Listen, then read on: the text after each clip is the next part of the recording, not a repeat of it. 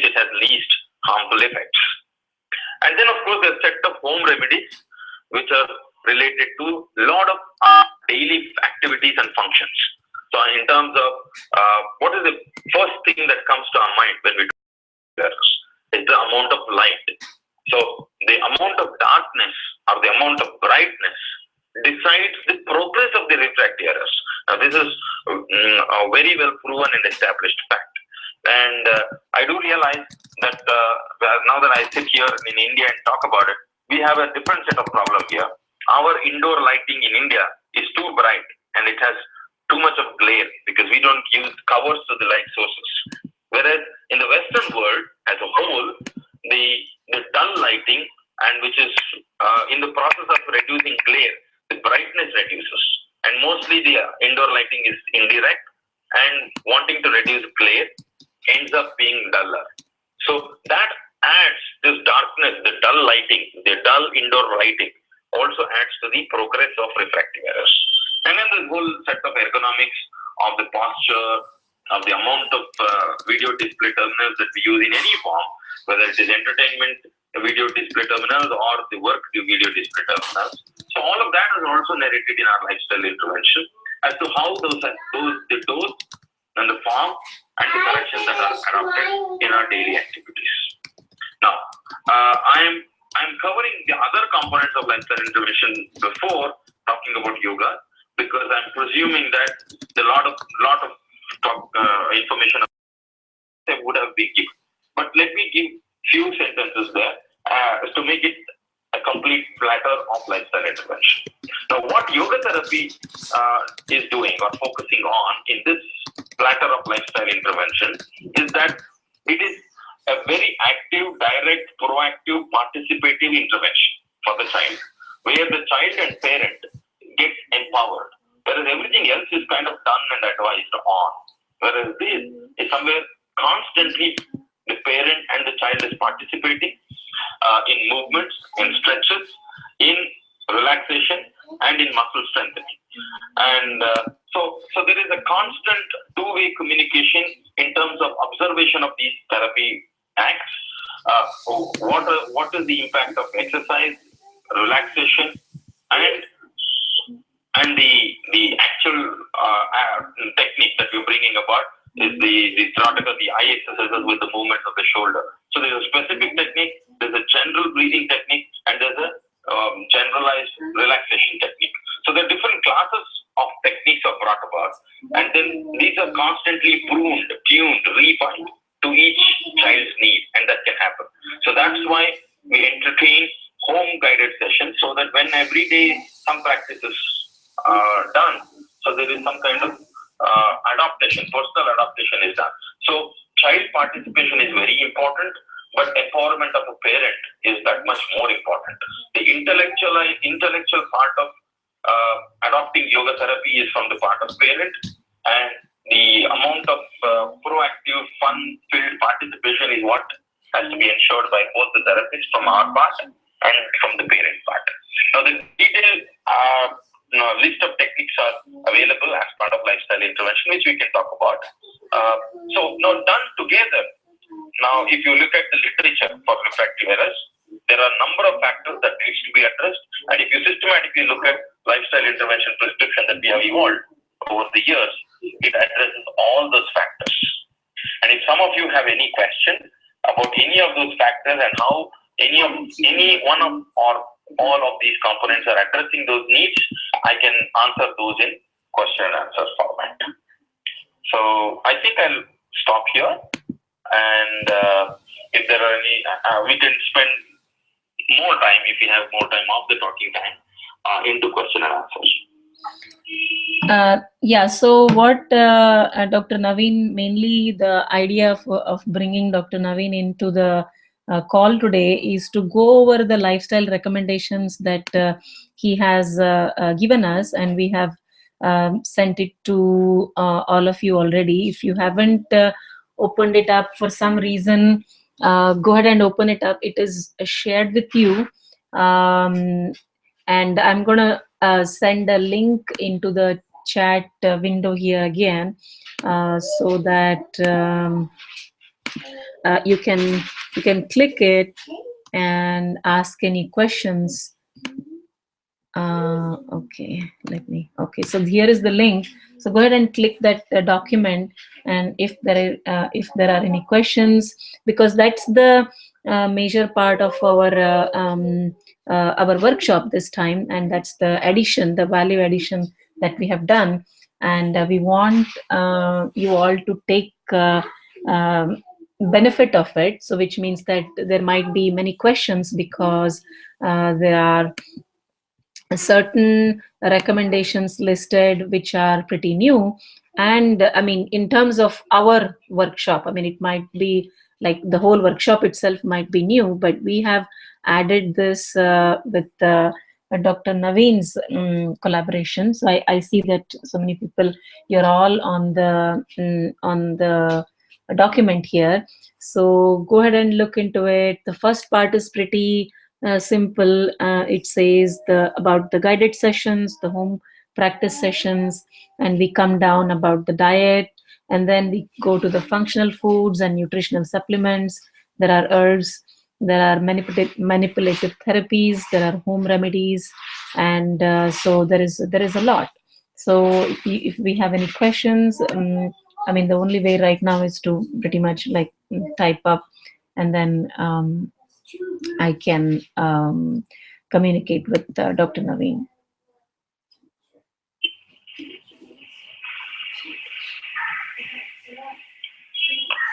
While there are some questions, Savita, if you have some frequently asked questions, you could ask that. We can be talking while they're reviewing the prescription, so we are kind of addressing some frequently asked questions. Yeah. One question that is very common is like when we go to the herbs part, if there is basil, there is mint and dill. So can I, in place of the pill, can I do the actual herb itself? How effective is that? Or what will be the amount of the amount of those fresh herbs that if I have to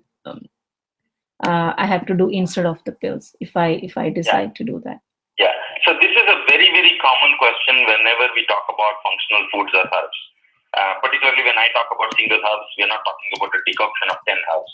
So it makes it easy when we talk about only basil or mint or dill, because these are single herbs and these are very commonly used kitchen herbs to some extent.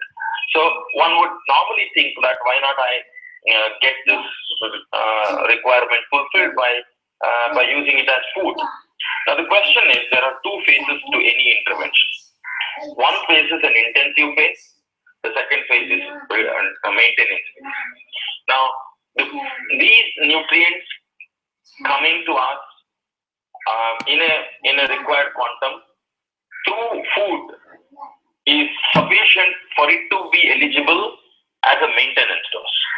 But for it to be sufficient in terms of the daily requirement of milligrams of active ingredient of the basil, for example, is about 400 milligrams that we're looking at. Now 400 milligrams per day in an intensive phase, so you have to eat a lot of basil, which is difficult. So when in the maintenance phase, this dose reduces from 400 milligrams, let's say, to 100 milligrams. That's something that can be sourced from food. So our recommendation is to make it intensive to meet the required quantum. It is good to go to these supplements. That's how these herbal supplements have come about, because we ensure daily requirement in a treatment platform of intensive phase about 12 weeks. After 12 weeks, going forward, yes, certainly basil can be eaten as a food source. Mint and dill also can be used as food source. Right. Okay. And one question from the audience. Are there different doses for different age groups? Yeah, we've considered that. Typically, the child dose is not really worked out for the herbs, because as you said, there's no, I'm talking as a researcher now, so there is no dose required required doses for pediatric ages. That's not done. But we usually take a thumb rule in medicine is about 60% of the adult dose is about for child dose. So, which is why we have reduced the dose of the daily dose. Instead of twice daily, it's once daily. And also we have brought in, I think we discussed that. You can share that at a later stage, that we have asked them to have it in the first number of days in a month and then give a gap. So those also can be done. But we have made sure that daily dose is cut down to half. So most of these herbs and functional foods that you look at it, they are usually twice daily, and we've brought it down to once daily. So that way we have taken care of optimizing a child dose, not to worry. Okay. Yeah, that's right. So Shalaka, you are right. As to it is for the first 15 days, and we are all looking at this updated document. So initially there was with respect to the dose, like for example, the vitamin A, there is one time in the morning for 2 weeks for the first 2 months. So which means that the first month, 15 days, the children will be given, and again at the 15 days gap, and the second month we'll do the first 15 days. So that's exactly how we are doing. And I know some of you joined a little late, and there was a little bit of those technical issues. We are still getting used to being very informal to being nice, structured and formal.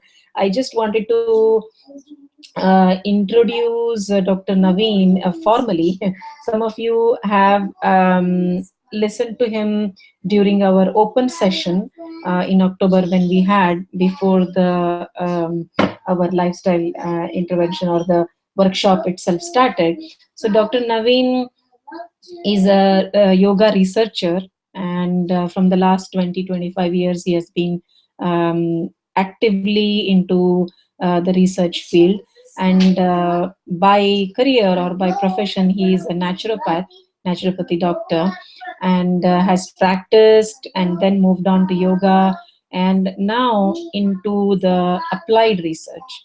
So he is not only applying his part of the research or just the naturopathy, but he is integrating all the different modalities available, and which are evidence-based practices. So something that has clinical evidence, which has shown benefit in some of these areas, and that is what he recommends, he advises, which means that so the whole program is about lifestyle intervention, and yoga exercises and all that becomes one part to it, one small part to it only. So there are many ways, there are other modalities which are available, which could benefit a problem in hand, and make use of all of these together. One is active component of it, and the passive component is the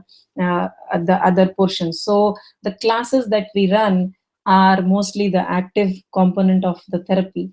So now Dr. Naveen has his own clinic in Bangalore in India. From the last 6 to 7 years, he's running this integrative medicine clinic. And we in Yoga Bharati, we have collaborated with Yogakshema, the center that he runs, and the organization that he runs. So this time the whole workshop has been brought to us by this collaboration between Dr. Naveen and us. So then now coming back to what we are doing here, you can ask some questions which are pertinent to our workshop, and which may be even something that is pertaining to your own child, which can be asked and discussed in this group, like anything and everything with respect to the workshop, with respect to the changes that we have recommended, with respect to the effectiveness, or it can be pretty much anything and everything. So the only way right now is to type up your questions, and we can discuss is as a group here.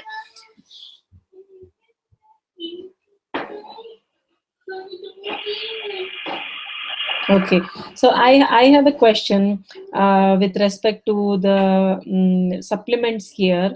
Are there any studies which have shown effectiveness directly or indirectly in this areas, Dr. Naveen?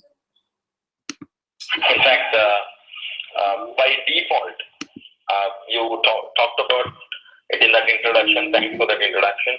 By default, since I'm a researcher for over 2 decades, I make sure that whether it's functional foods or herbs or manipulative therapies, all of that we are talking about in this list are all tested. In fact, we have a back-end office here where before we really arrive at this, every intervention is an evolution for us. So we would have completely looked at scientific literature, medical literature, as on today, and for those functional foods or herbs which are consistently shown beneficial effects are chosen. So in this case, vitamin A, lutein, zeaxanthin, xanthin, and basil, mint, all of it. In fact, for those of you who are academically inclined, we can actually send you the links of these research papers for each of these herbs and functional foods. Yeah, I think that would be nice as a parent. For the kids, the parents' concern is very genuine when they are looking into some of these, and it would be nice to see some of those studies, Dr. Naveen. Only thing is, instead of making it by default available to everyone, what we often prefer to do is to have selectively these parents who would have this question to send us a mail, and we would share. Yeah. Because for those who are not clinically or medically inclined, may not get it fully right as what these technical papers are saying, number one. Number two, there would be studies where number of these are looked at, so where we are selectively choosing one or two of those herbs. And three, there are mixed studies. So for example, vitamin A is a very commonly tested vitamin for eye functions or eye improvement of vision by and large. So there's a whole lot of so it's best that we engage in selective parents who would have question in the first place and are very inclined and wanting to look at medical literature, as opposed to just send it across to everybody who has signed up. Yeah, absolutely. So, okay, we have wonderful questions coming up now. Shalaka is asking, if I cannot administer the medicine in the afternoon, can I give it in the morning or evening? And do these go with multivitamins that kids usually take? But I think Shalaka had brought this up during our class last week also, because the kids go to school and they typically come back at 3, or if the parents both are working, they may pick them up at 6:30 or even 7 o'clock. I mean 6 or 6:30 in the evening. So the kids are available to us only in the morning and after 6 or 6:30 p.m. So the afternoon dose that you have listed, can we do that in the morning or evening? So then, I can send you the little changed schedule here. So vitamin A can remain in the morning. Then I would shift the basil in the morning, and I would shift lutein and mint to the evening. Okay, so I'll change that. I'll change that because it's a live document that they are looking.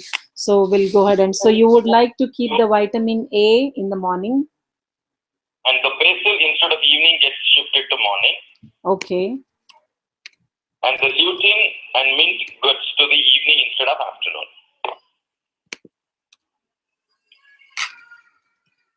Okay. And how about the mint and dill is morning or evening? Sorry, I didn't get it. Evening. Okay. Lutein. Okay, got it. Yeah. Xanthin and mint and dill, both of that goes Okay, perfect. So we have adjusted that, and that it is reflective in the. It is reflected in our live document here. Yeah. Wonderful. Wonderful. And we have another question here. One of the parents asked, "What are the quantitative measures of this workshop?" Could you please reply? Yes, that's always a challenge. We have not kind of mandated any objective tests as part of this workshop because of two reasons. One, uh, the duration. If we were to do any objective evaluation, we would have to do, of course, one at 3 months, but then one more little longer. So that's one issue. The second thing is it has to be done for all pre and post. There are two ways of doing it. Either do it for all the participants in the group at a fixed pre-post period, or do it selectively for those parents who are very specifically interested. So for want of not being able to do it for all, so we've not kept this optometric objective evaluation at a fixed period, time points. But we have adopted, as Savita would have shared with you all, that we have some of the functional assessments that are done on our own side, which are more semi-quantitative, or what we call it quasi-experimental. So they are qualitative in nature, but they can also be converted into quantitative data, and those are being done. For example, functional index of vision is being done. So and for those children who would have convergence inefficiency, if at all, there are certain tests to be done, and there are 2 or 3 tests of those qualitative, which can actually be converted into quantitative data, is something that is being done for everyone. And for those parents who are ready to come out and want to do an optometric evaluation, we will be more than happy to give that list and the time period when it can be done.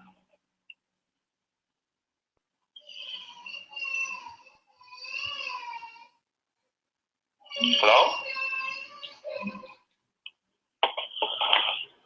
Hello?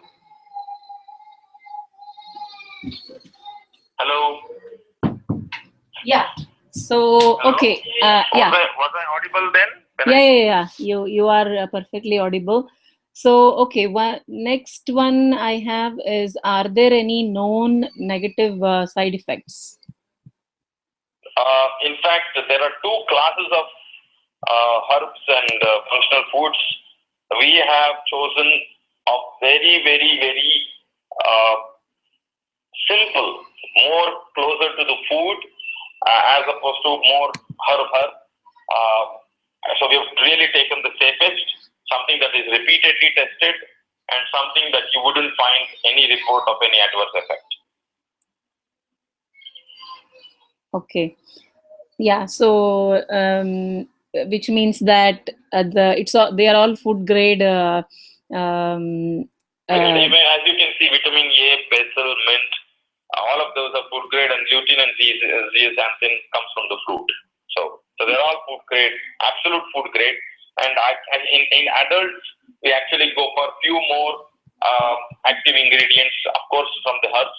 But we have not done that because these 4 are more repeatedly tested, very, very food based, and least virtually no reports of any harmful effects. Right. Perfect. So, yeah, I think we are pretty much good to go with respect to the lifestyle intervention and herbs part. But generally, some of, okay, I think I have some more. Okay, Sureka says multivitamins also might contain these vitamins. Yes, sorry, you did mention about it. I think I did not answer that. Yes, all of this will go with any multivitamin or any calcium supplement that a child might be taking. Not a problem. Okay, so because they may contain some of the vitamin A to some extent, and you are suggesting some dosage, which is 25,000 beta carotene. So you Mhm. treat any multivitamin when it has vitamin A, it would certainly not have 25,000 international units. Right. So anything along with that, a little bit of more is certainly fine. It should be okay. Okay. Please be informed that all of these are very easily processed in our system, and most of it is thrown out in urine. So, for particularly talking of vitamin A, there is no such thing as vitamin A becoming more and being harmful. Yeah. Okay. Perfect. So I think the energy, the enthusiasm in the parents, and the willingness to learn in the children is very high. And we have been, I mean, kids have been pretty regular. The parents have been pretty regular in bringing their kids to the classes, and we just hope that everybody takes the benefit of the offering that we have. And it's been pretty nicely structured, and it's been um, Wonderful. Yeah, so we'll yeah, I'm so glad it is being well received.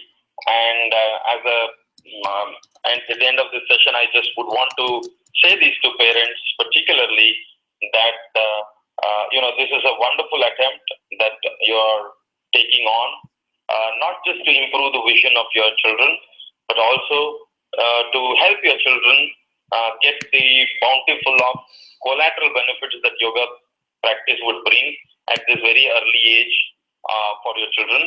And there are consequences that I talked about, and in the earlier talk, I had gone into details of this, where there are cognitive issues related to refractive errors, there are learning memory issues, there are intelligence issues, and there are the daily routine, the structured daily routine or adherence to that, or the reciprocation of a child to some of these participative activities. So there are a whole lot of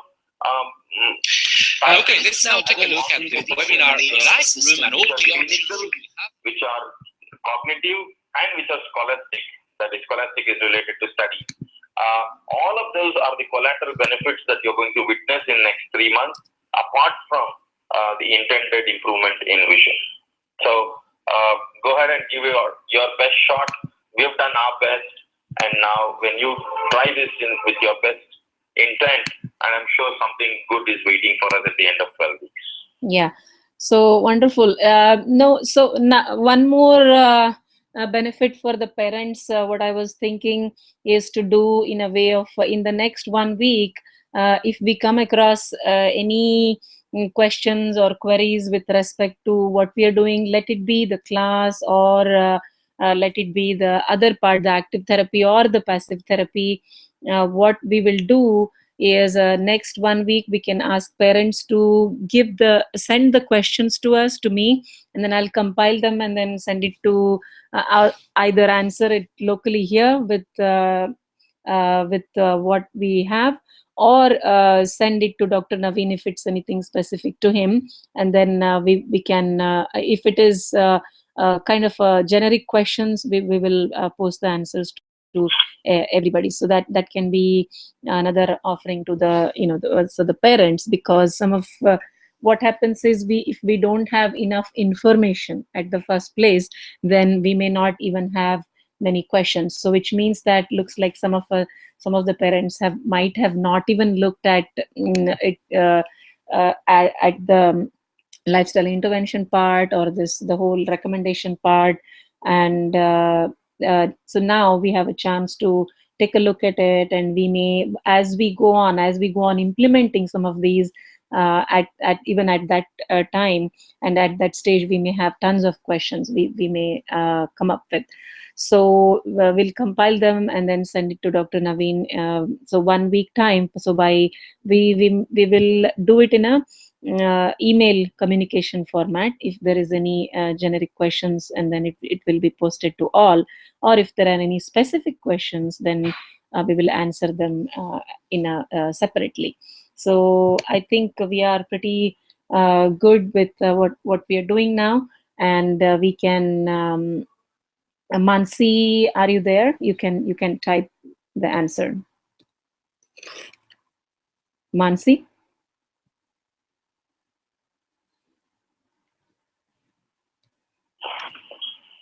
Yeah, just to reciprocate what you said, Savita, we will be more than happy.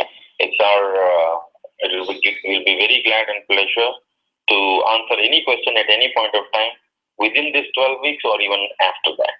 Not a problem.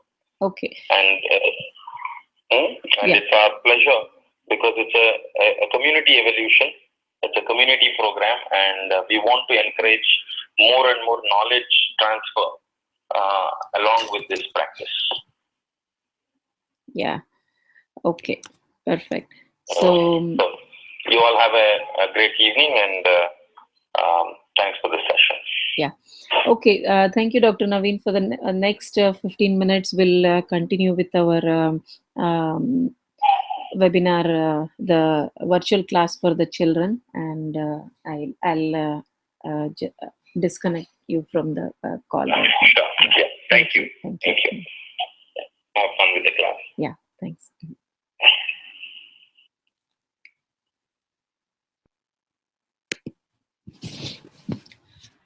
Hello, everybody.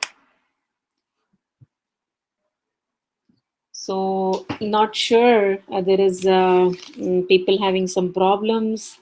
Webinar says buffering.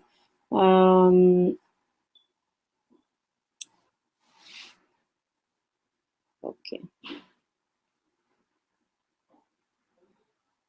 Okay. So I think some of you are able to hear. Please use this link, the new link which I just sent. It's the same link, but try to. Okay. Mansi, can you talk? Can you do the next 15-minute short session? And the audience have to say that whether you're able to hear us or not, hear Mansi or not.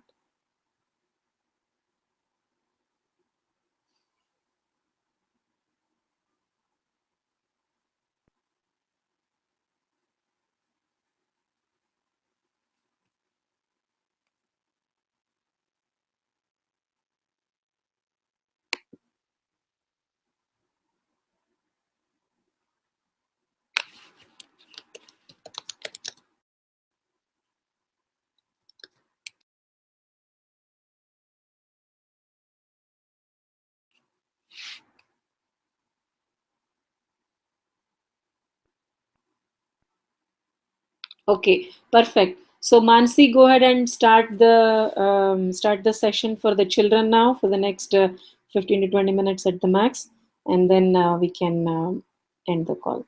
So some of you are able to hear and some of you are not able to hear. So try to re-log in. Sometimes the internet.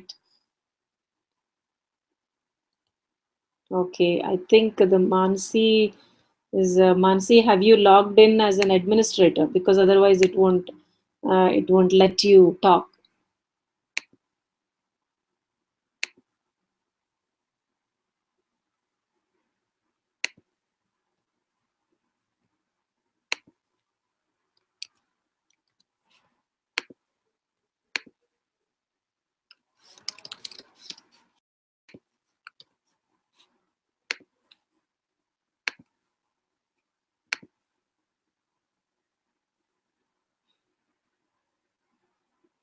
Okay, okay, no worries. If the children are around, please have them sit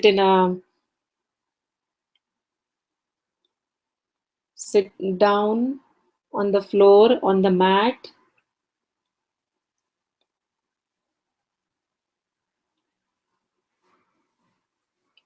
They can sit in Vajrasana or Sukhasana with the cross-legged, Vajrasana diamond pose.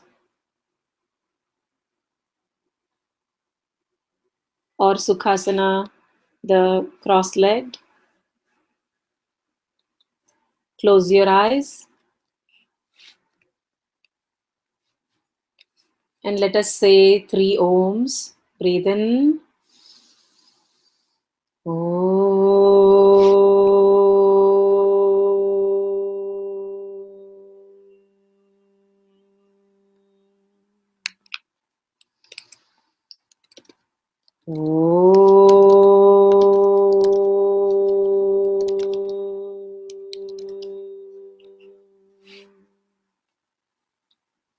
Breathe in.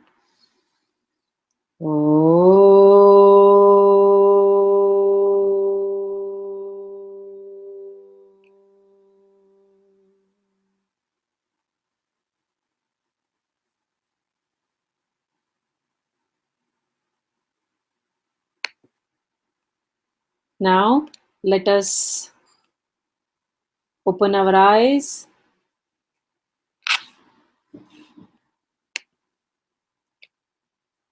And let's do some shoulder rotations. Start with your shoulder rotations. Move your shoulders up and down in a circular motion.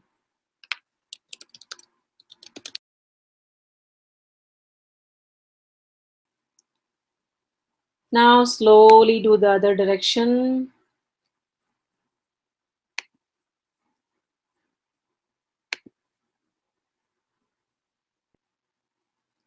Slowly take it forward and back.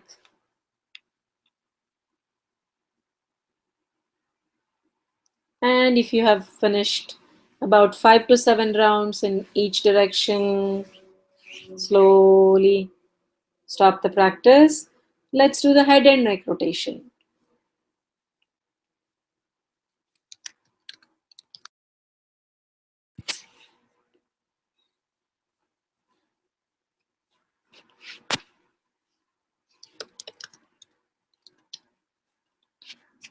Head rotations in one direction, complete rotation. And if you keep the eyes open, your eyeballs also get nice complete circle. So go ahead and reverse other direction, about 4 to 5 rounds in each direction, keeping the eyes open. And slowly you can stop the practice.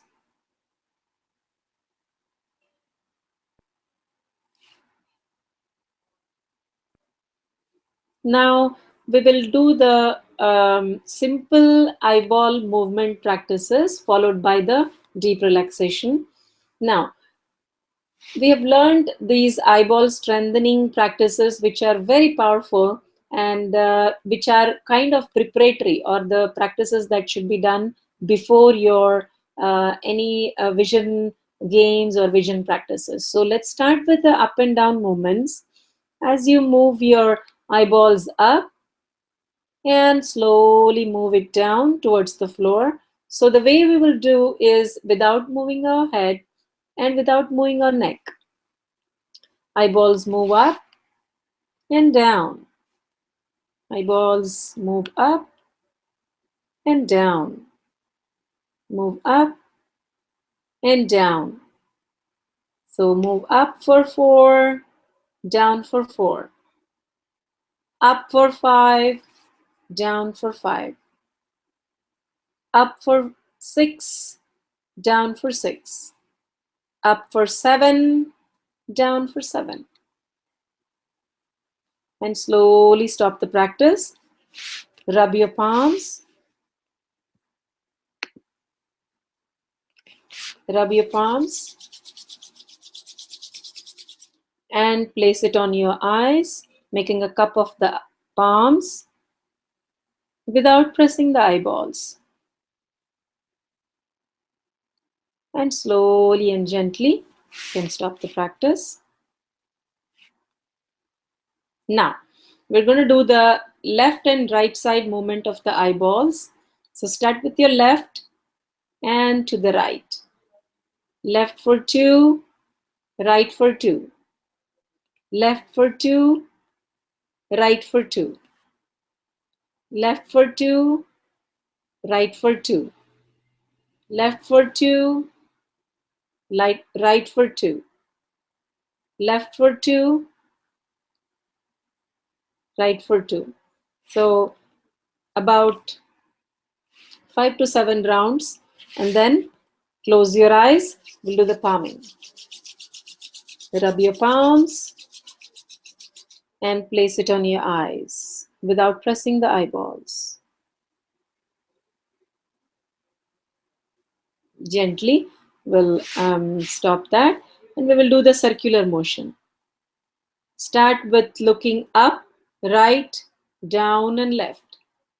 Up, right, down, and left. Up, right, down, and left. Up, right, down, and left. Up, right, down, and left. Up, right, down, and left. Up, right, down, and left. Last one. Up, right, down, and left. Now we're going to do the opposite direction.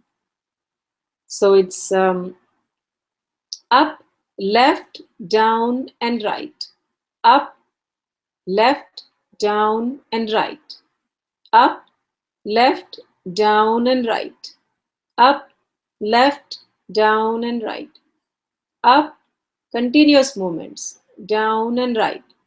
Up, left, down, and right. Up, left, down, and right. Last one. Up, take it to the left, down, and right. Okay. Now slowly close your eyes, and just the way we have explained in the classes, like think your eyes like a flower. So how do you treat a flower? Gently, carefully, very gentle. So in the same way, we'll simply close our eyes and feel that feather touch. Now let us do the palming. Rub your palms and place them on the eyes. And this time we'll do a Bhramari palming. So breathe in.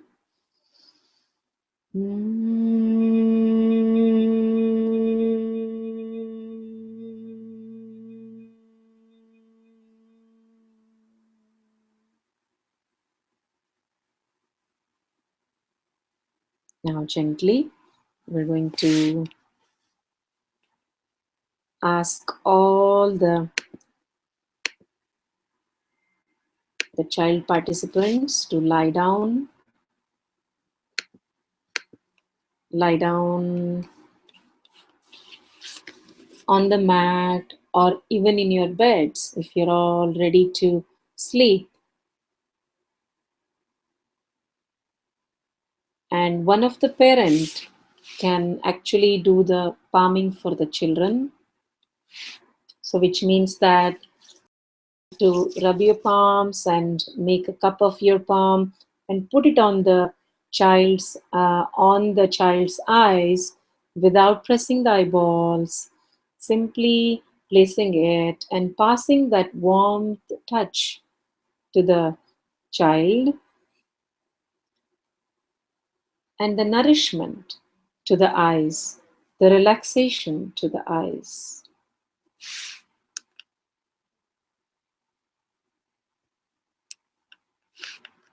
Let the child be very relaxed.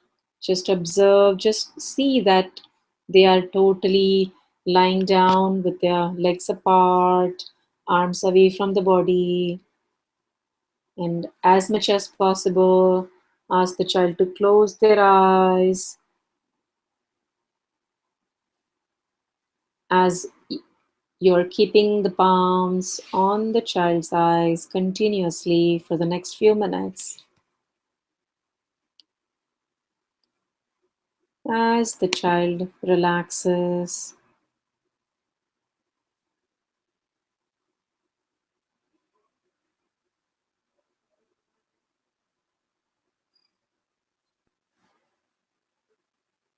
Relax your lower part of the body, your legs, your hips, middle part, the abdomen, the belly, the back, the shoulders. Now the head region.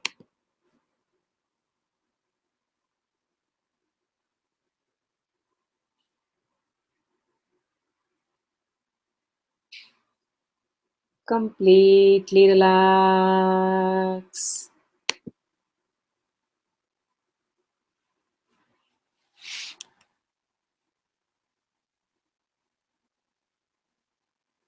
As you breathe in, feel that you're expanding, you're becoming bigger and bigger and bigger, like a mountain.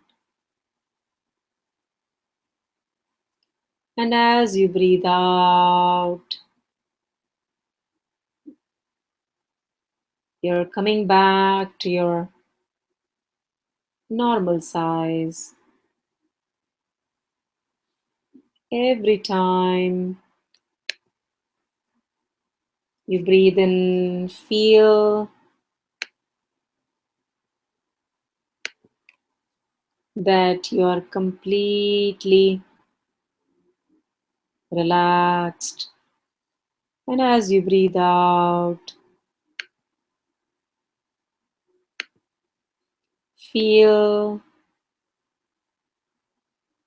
that you're completely full of energy.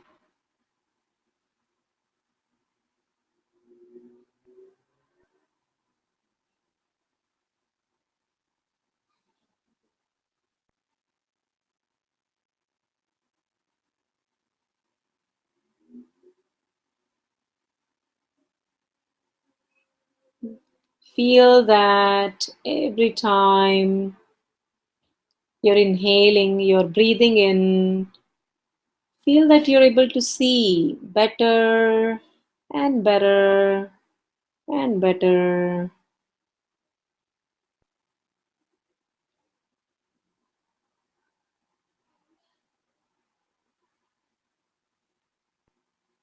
And as you breathe out, feel totally relaxed.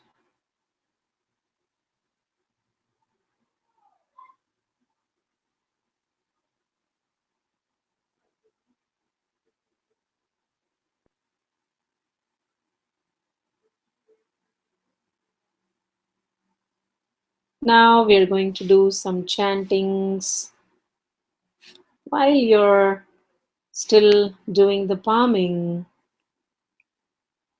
with the eyes getting nice energy food. So we eat so that our all the parts of the body gets food. So the palming becomes food for our eyes.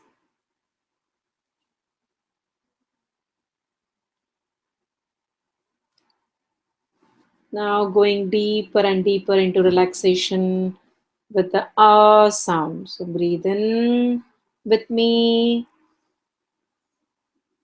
Ah.